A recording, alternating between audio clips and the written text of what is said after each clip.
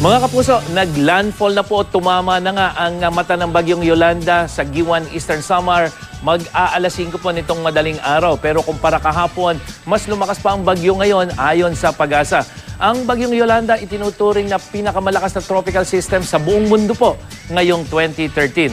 Masungit ang panahon ng nararanasan ngayon dyan sa Giwan, Eastern Samar at sa datos ng Weather Central. Wala na po tigil ang ulan doon.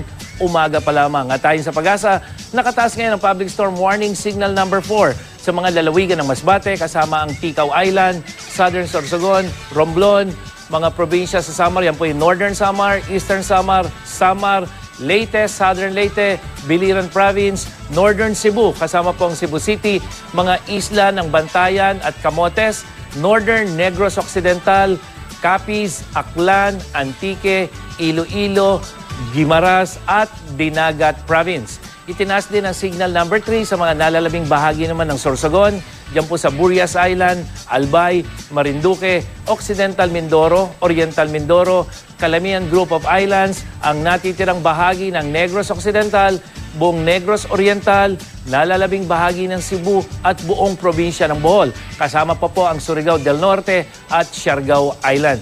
Itinaas naman ang signal number 2 dyan sa Catanduanes, Camarines Sur, Southern Quezon, Laguna, Batangas, Rizal, dito po sa Metro Manila, Cavite, Bataan, Lubang Islands, Northern Palawan, kasama ang Puerto Princesa City, dyan sa Siquijor, Camiguin, Surigao del Sur at Agusan del Norte. Makararanas sa mga naturang lugar ng masungit ang panahon ngayong araw na ito at mataas po ang banta ng storm surge sa mga baybaying dagat dahil aabot po hanggang 7 metro ang taas ng alon dyan.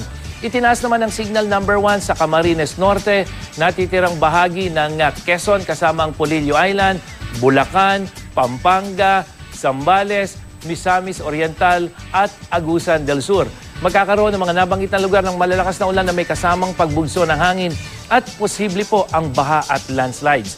Taglay ngayon ng Super Typhoon Yolanda, ang lakas ng hangin umaabot sa 235 km per hour malapit sa gitna at bugso na hanggang 275 km per hour.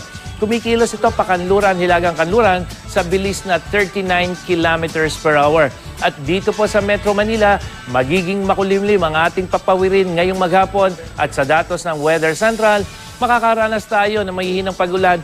Umaga pa lamang po yan at iigting yan hanggang sa gabi. Maulan ang panahon sa NCR hanggang bukas po yan, pero sa darating na linggo, posibleng huhupa na yung pagulan hanggang sa Lunes po yan.